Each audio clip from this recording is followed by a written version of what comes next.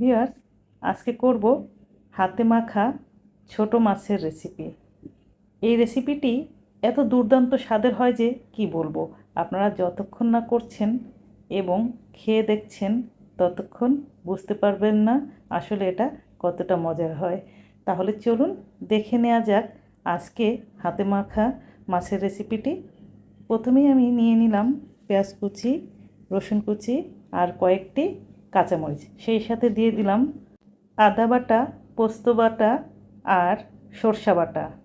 গুঁড়া মশলা দিলাম হলুদ মরিচের গুঁড়া, জিরা গুঁড়া আর স্বাদ মতো লবণ। এখন সব কিছু একত্রে খুব ভালো মতো মেখে নিচ্ছি। এ পর্যায়ে দিয়ে দিব তেল।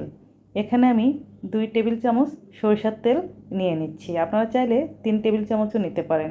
সরিষার তেলটা দিলে আমার মনে হয় স্বাদটা একটু বেশি হয়। এখন দিয়ে দিচ্ছি ধুয়ে পরিষ্কার করে রাখা মাছ। যে কোনো ছোট মাছই আপনারা এই রেসিপিতে করতে পারবেন। মাছগুলোকেও আমি খুব ভালো মতো মশলার সাথে মিশিয়ে নিলাম। এখন একটি প্যানে মেখে রাখা মাছগুলো ঢেলে নিচ্ছি আর এর সাথে আমি দিয়ে দিব পানি। পানিটা আমি এই পাত্রেই ধুয়ে দিয়ে দিচ্ছি। পানির পরিমাণটা দেখে কিন্তু আপনারা বুঝে নিতে পারবেন। মাছটা প্রায় ডুবে যাবে, ওই পরিমাণে পানিটা দিবেন, কারণ আর পানি ব্যবহার করব না। একটু ফুটে উঠলে আমি ঢেকে দিচ্ছি। সেদ্ধ হওয়া পর্যন্ত ঢেকে রান্না করব। ভিউয়ার্স, আমার ভিডিওগুলো ভালো লাগলে অবশ্যই কিন্তু লাইক দিবেন আর কমেন্ট করে আমাকে জানাবেন। ইউটিউব থেকে দেখলে অবশ্যই আমার চ্যানেলটিকে সাবস্ক্রাইব করবেন আর ফেসবুক থেকে দেখলে অবশ্যই আমার পেজটিকে ফলো দিয়ে রাখবেন। দেখুন মাছটা প্রায় হয়ে গেছে, পানিটাও অনেক শুকিয়ে গেছে। এই মাছটা মোটামুটি হালকা ঝোল থাকবে, সেই অবস্থায় নামিয়ে নিতে হবে, কারণ বেশি ঝোলে এই মাছ খেতে ভালো লাগবে না। আমি আর কিছুক্ষণ পরেই নামিয়ে নেব।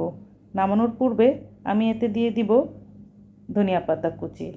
যদি থাকে অবশ্যই কিন্তু ধনিয়া পাতা কুচিটা ব্যবহার করবেন, তাহলে খেতে কিন্তু দুর্দান্ত স্বাদের হবে, কারণ ধনিয়া পাতার ফ্লেভার এই রেসিপির স্বাদকে বাড়িয়ে দিবে বহুগুণ। এখন দিয়ে দিচ্ছি ধনিয়া পাতার কুচি। যদি থাকে অবশ্যই কিন্তু ধনিয়া পাতার কুচিটাকে মিস করবেন না। রান্নাটা কিন্তু মিডিয়াম তাপেই করবেন, ঠিক আছে? হয়ে গেছে, এখন আমি নামিয়ে নিচ্ছি একটি পাত্রে। রান্না করা মাছটাকে নামিয়ে নিলাম। দেখুন ঝোলটা খুবই অল্পই আছে, এইরকম ঝোলেই এই মাছটা খেতে ভালো লাগে। সবাই ভালো থাকবেন, আবারও কথা হবে। আল্লাহ হাফিজ।